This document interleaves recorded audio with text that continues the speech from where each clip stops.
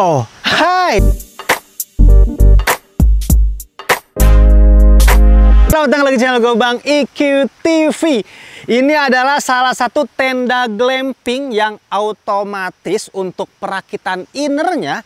Dan salah satu tenda glamping yang paling laris di Hike and Run. Karena gue ngedapetin produk ini dari tokonya Hike and Run. Sampai orang-orang itu bela-belain untuk PO di tenda Nature Hike Auto Village 13 ini. Tapi infonya sekarang itu lagi ready stock, jadi lu nggak perlu PO dan nggak perlu nunggu. Dan ketika di akhir video nantinya lu ngerasa suka, langsung sikat aja. Takutnya nanti keburu habis lagi, karena kalau harus PO kan ya ada waktu untuk nunggu lah. Tenda ini udah gua pakai hitungannya 3 hari 2 malam, dan ini hari terakhir. Ini gua lagi beres-beres, tapi di sini gua akan nge-review plus gue akan menceritakan pengalaman gue dan keluarga pakai tenda Nature Hike ini.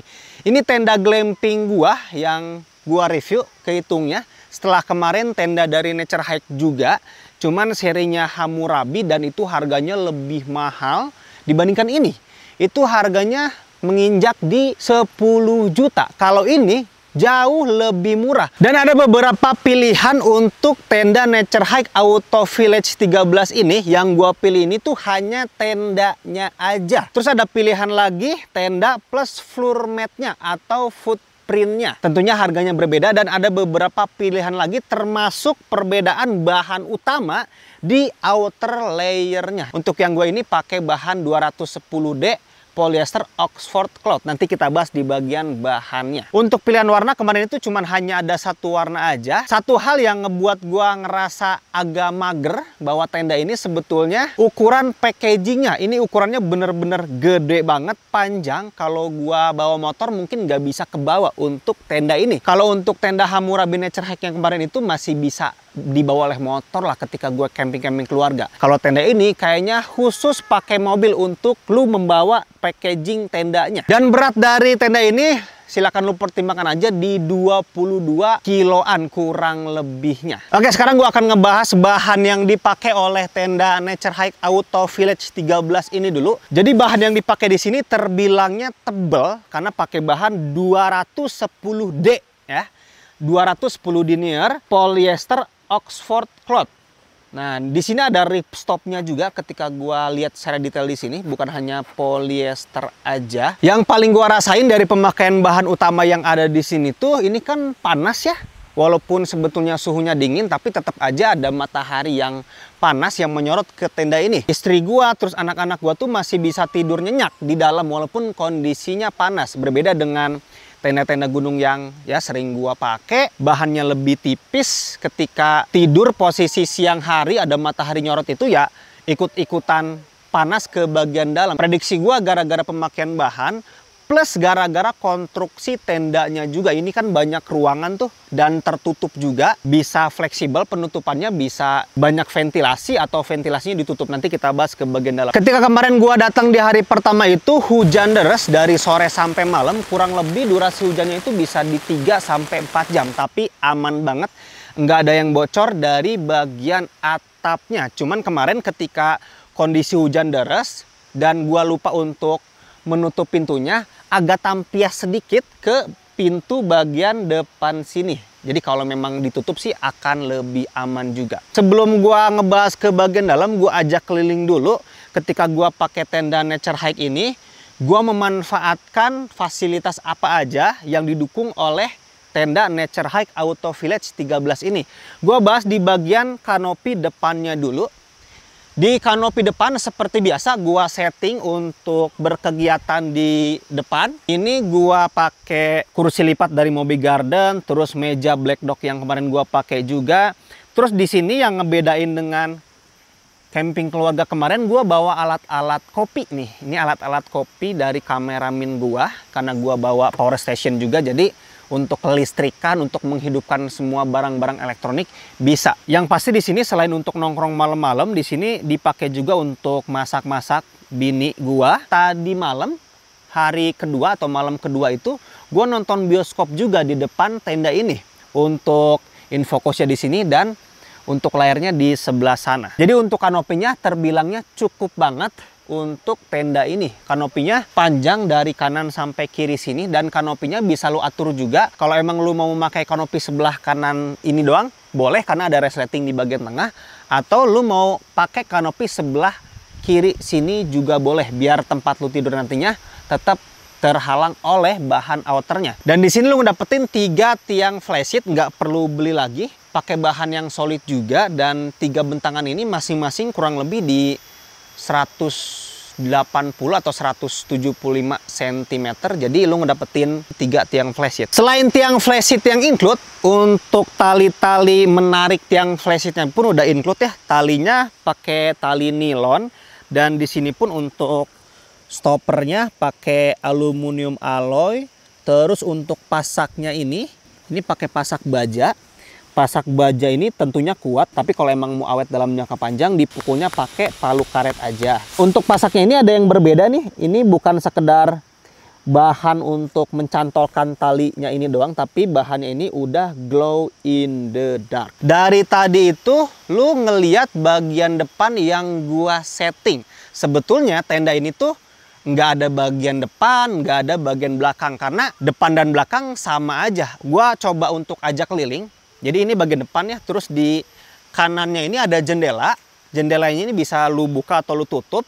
Kalau memang siang hari kayak gini lu butuh ventilasi udara masuk ke bagian dalam, silakan lu buka aja. Tapi kalau emang malam hari atau mungkin kondisi hujan, bisa lu tutup aja, karena di sini ada resleting. Nah, di sini ada resleting. Jadi penutupan itu semuanya pakai resleting sampai ke bawah sini, dan di ujungnya pakai bahan velcro di sini. Dan ini jendelanya gede terbilangnya. Nah, jendelanya terbilang gede tuh. Kita lihat ke bagian belakang. Untuk saat ini gua fungsikan ruangan bagian belakang. Padahal memang sama aja bagian sana dan bagian sini. Bebas lu mau menentukan ini mau belakang atau ini mau depan, silakan ditentukan aja. Jadi ini contoh ketika si kanopi depannya itu ditutup semua ya, posisinya akan seperti ini. Dan bagian yang paling gua suka ketika mendirikan tenda Nature Hike Auto Village 13 ini tuh cara perakitan innernya. Gua kira awalnya itu bakal susah nih untuk merakit inner dari tenda ini, karena gua memprediksi dari bentukan si tendanya. Tapi ketika gua coba bongkar untuk tendanya, ternyata ini udah otomatis pemasangan innernya. Jadi ketika lu membuka packagingnya, innernya lu keluarin, lu tinggal buka-bukain aja tuh lipetan innernya, terus tinggal lu tarik, karena di setiap sudutnya itu punya penarikan dan ada stoppernya juga nantinya. Jadi ini salah satu contohnya. Jadi ini tombol. Ketika nantinya lu mau melipat tendanya, ketika lu mau merakit tendanya, tinggal ditarik aja sampai batas stop yang nantinya kerasa kok bunyi klik kayak gitu. Dan ini framenya itu pakai frame aluminium alloy dengan diameter yang terbilangnya gede nih, 2 kali lipat dibandingkan tenda-tenda gunung yang pernah gua review. Dan di setiap sudutnya itu ada engsel gitu dan ditutup dengan bahan yang tebal agar menghindari benturan-benturan ketika nantinya lu pasang atau lu lipat nantinya. Di bagian dalam sini lu bisa ngelihat jeda antara outer dengan inner ini bener-bener jauh banget. Jadi ketika outernya ini terjadi kondensasi, dipastikan nggak nempel ke bagian innernya. Kalau lihat di situ ada konstruksi, ada satu konstruksi untuk perakitan otomatisnya, dan ada lampu. Itu bukan lampu yang gua pasang ya.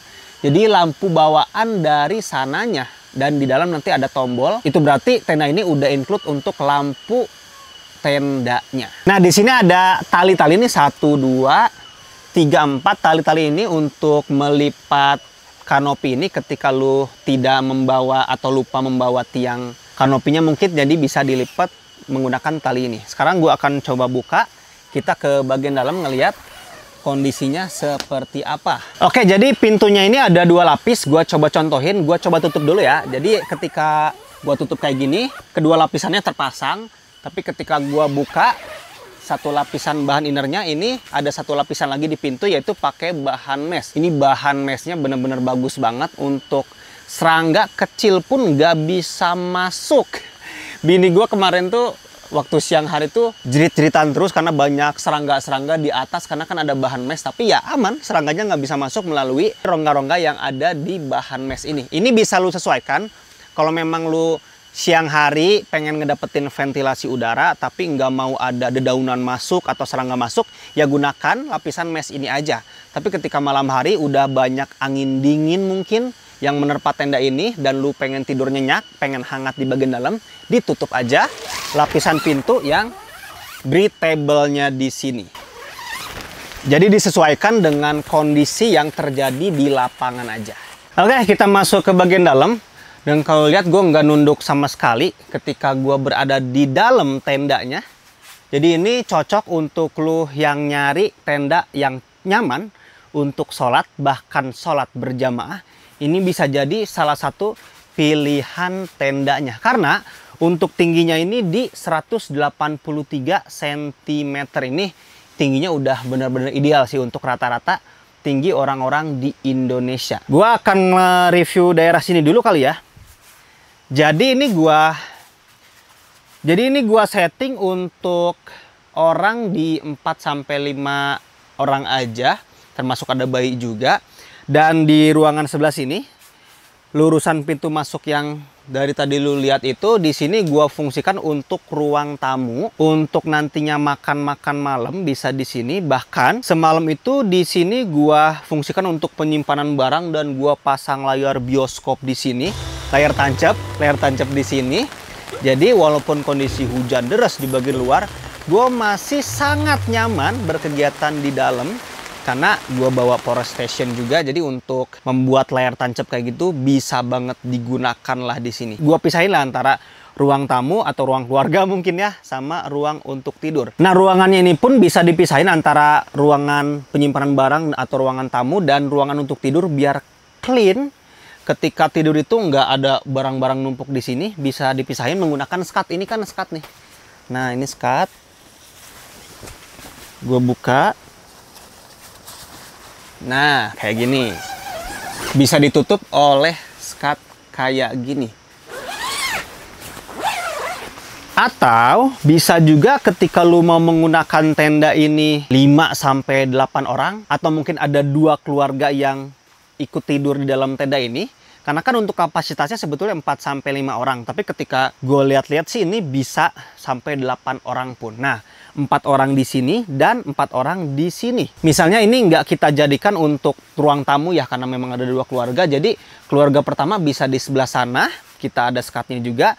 Keluarga yang kedua bisa di sebelah sini. Sebelah sini punya pintu masuk dan punya jendela juga. Di sebelah sana punya pintu masuk dan punya jendela juga. Jadi ini benar-benar praktis untuk tenda ini. Bisa dipakai lebih dari 5 orang, bahkan 8 orang pun bisa dipakai di sini.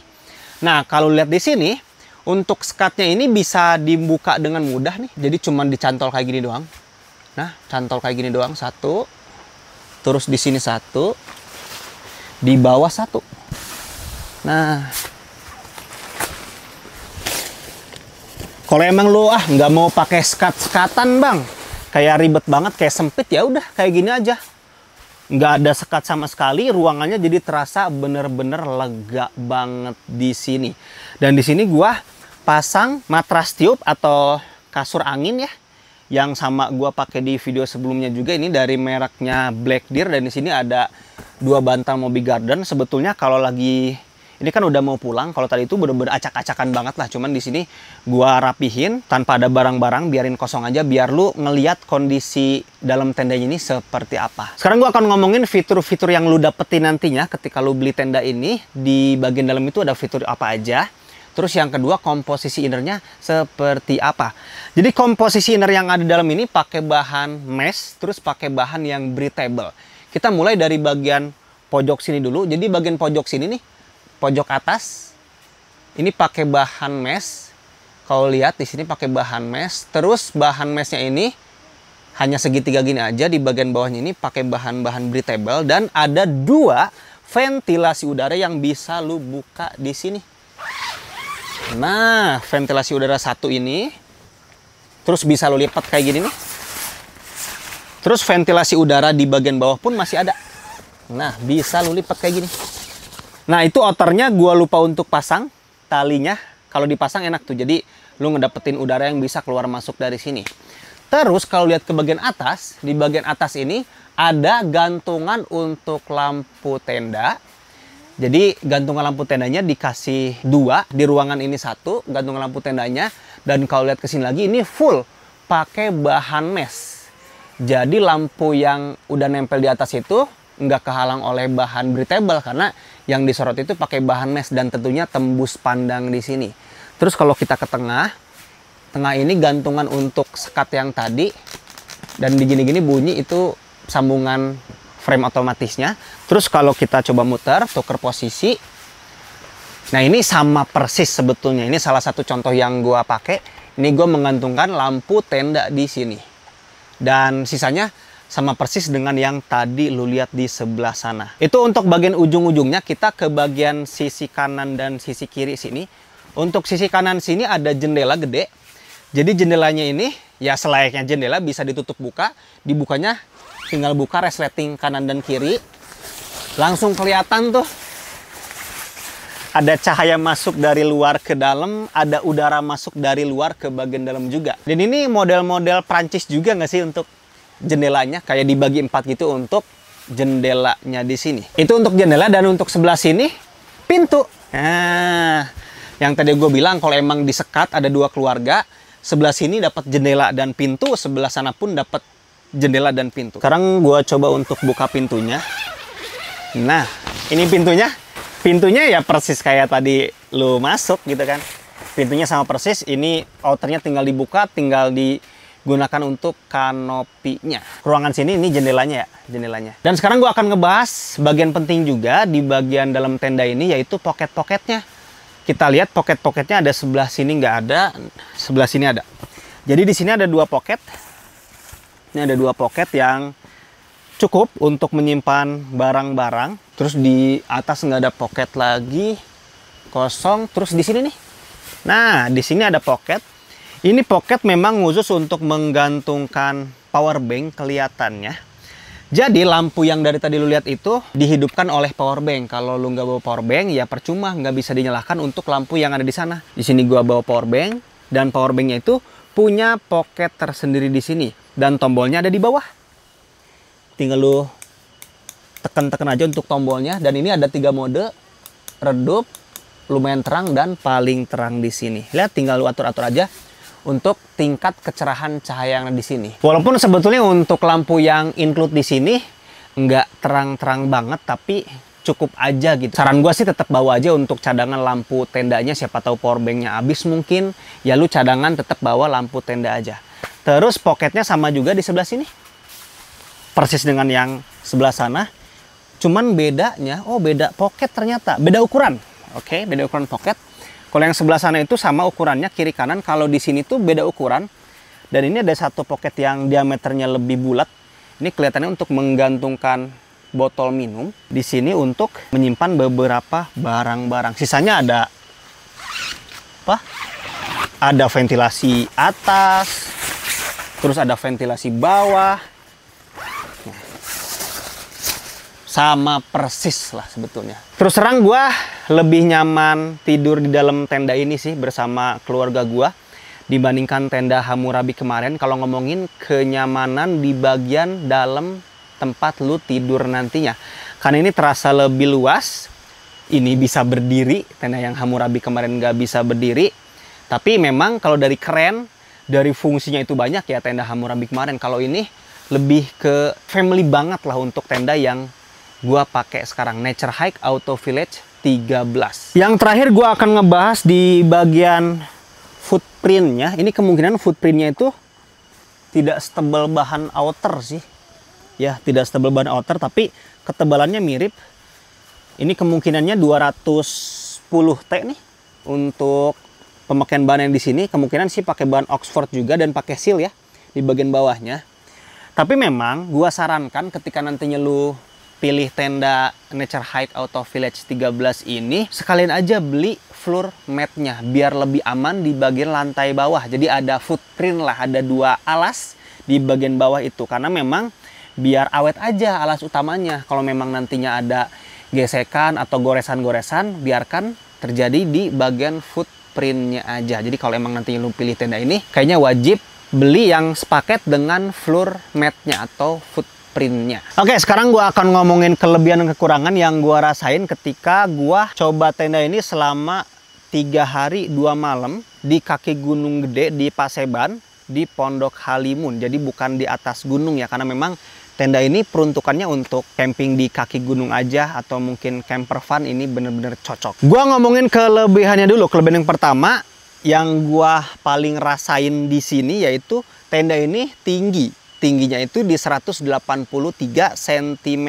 Dan ketika gua sholat di dalam, berjamaah di dalam, atau berkegiatan di dalam, enggak nunduk sama sekali. Dan ini cocok kelihatannya untuk rata-rata tinggi orang Indonesia yang mungkin bisa 170-an, 175, atau mungkin di bawah bisa 150 atau 160. Ini kemungkinannya bakal nyaman lu berkegiatan di dalam. Kelebihan yang berikutnya, pemasangan tenda ini terbilangnya mudah, khususnya di bagian inner. Karena inner ini tuh udah otomatis pemasangannya, tinggal lu tarik-tarik aja di sudut-sudutnya, udah langsung terpasang. Walaupun pemasangan di bagian outernya ini harus berdua. Kalau sendirian tuh agak berat untuk ngelempar ke atas dan narik-nariknya. Kelebihan yang berikutnya, tenda ini punya kanopi yang cukup nyaman menurut gua untuk settingan kayak gini. Yang sekarang lihat pakai kursi, terus ada meja untuk masak-masak, untuk nongkrong-nongkrong, bahkan semalam nonton bioskop, terbilangnya cukup dan nyaman. Kelebihan yang berikutnya, ventilasi di bagian innernya terbilangnya banyak ya untuk kita ngedapetin sirkulasi udara yang cukup gitu. Terbilangnya banyak. Dan semua ventilasinya pun, khususnya di bagian inner itu, semuanya pakai resleting, jadi bisa lu atur dari bagian dalam mau ditutup atau dibuka. Kelebihan berikutnya, udah disediain satu kain untuk skat, untuk memisahkan antara dua ruangan. Entah itu ruangannya mau lo gunakan sebagai ruang tamu dengan ruang tidur, atau lu gunakan untuk dua keluarga nginep di tenda ini, satu kamar di sebelah kanan dan satu kamar di sebelah kiri, sekatnya di tengah-tengah. Jadi bisa banget digunakan di tenda ini. Kelebihan berikutnya yang terbilangnya unik, tenda ini udah include lampu di bagian innernya. Jadi ketika lu mungkin lupa bawa lampu tenda, ya tinggal bawa power bank aja, langsung colok, lu tinggal nyalain aja lampu yang udah include di sini. Kelebihan berikutnya, tenda ini nggak ada depan belakang karena depan belakang sama, dan punya kanopi yang sama juga, punya pintu 2 juga. Jadi lu bisa masuk lewat depan sini ketika gua setting ini bagian depan, dan lu bisa masuk juga lewat belakang karena pintunya sama persis dan jendelanya juga sama persis. Kelebihan berikutnya, ketika gua pakai tenda ini kondisi siang gitu panas ya, selama 3 hari hitungannya. Biasanya tenda-tenda gunung itu ketika siang-siang kita masih tidur di dalam tendanya itu ya terasa gerah dan terasa panas. Walaupun kondisinya panas, istri dan anak gua masih bisa istirahat di dalam.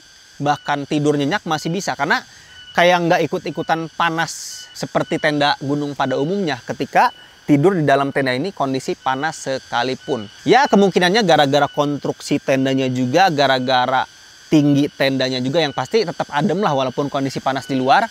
Di dalam itu nggak ikut-ikutan panas. Dan kelebihan berikutnya yang gua rasain selama 2 malam tidur di tenda ini, malam pertama itu hujan. Jadi sebetulnya ketika gua tidur di malam pertama itu nggak dingin-dingin banget, tapi malam kedua itu cerah.